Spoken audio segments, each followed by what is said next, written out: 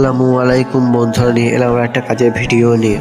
আজকে আমাদের কাছে একটা কল আসে যে তার পুরনো এসিটা খুলতে হবে এবং নতুন এসি লাগাইতে হবে। তার কাস্টমারদের এসি দেখে যা 19টা এসি ছিল, এই এসিটা আজকে আমরা ইনস্টল করবো। দেখতে পাচ্ছেন যে আমরা তার নাটটা সব খুলে নিলাম এবং ড্রেন পাইপটা খুলে নিলাম। তারপরে আমরা তার তারটাও খুলে নিলাম ভালো করে, দেখতে পাচ্ছেন যে, এবং ভিতরে গিয়ে তার ডোর ইউনিটটা আমরা নামিয়ে নিলাম। দেখতে পাচ্ছেন বন্ধু, ইনডোর ইউনিটটা আমরা নামিয়ে নিলাম ভালো করে। দেখতে পাচ্ছেন যে ইনডোর ইউনিটটা নামানোর পর প্লেটগুলো নাটগুলো সব আস্তে আস্তে খুলে নিলাম। প্লেটটা খুলে নেওয়ার পর আউটডোর ইউনিটে চলে গেছিলাম আমরা।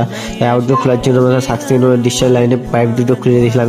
দেখতে পাচ্ছেন যে বন্ধুরা, নাটগুলো অনেক জং ধরে গিয়েছিল, তাই নাটগুলো খুলতে আমাদের অনেকটা সময় লেগে গেছিল। কারণ এসিটা 10 বছর থেকে লাগানো ছিল কাস্টমারের বাড়িতে, তাই খুলতে আমাদের অনেকটা সময় লেগেছিল। তাই কাস্টমার বাড়িতে এসিটা খুলে নেওয়ার পরে এই নতুন লয়েড এসিটা 1 টন এসি ছিল লয়েডেরই, তাই এসিটা আমরা তারগুলো ভালোই ভরে নিলাম এবং সব আনবক্সিং করে রেখে দিলাম। তাই এসিটা ফিট করবে কাস্টমার করে নিয়েছিলাম। দেখতে পাচ্ছেন যে তার ইউনিটটা ফিট করা নেওয়ার পর আমরা তার পাইপটা ফিট করে নিয়েছিলাম। তারপরে আউটডোর ইউনিটটা আমরা স্ট্যান্ডগুলো বসিয়ে নিয়েছিলাম। দেখতে পাচ্ছেন যে বসানোর পর আউটডোর ইউনিটটা চাপিয়ে নিয়েছিলাম উপরে। তারপরে আমরা সাকসেনের ডিসচার্জ লাইনে পাইপগুলো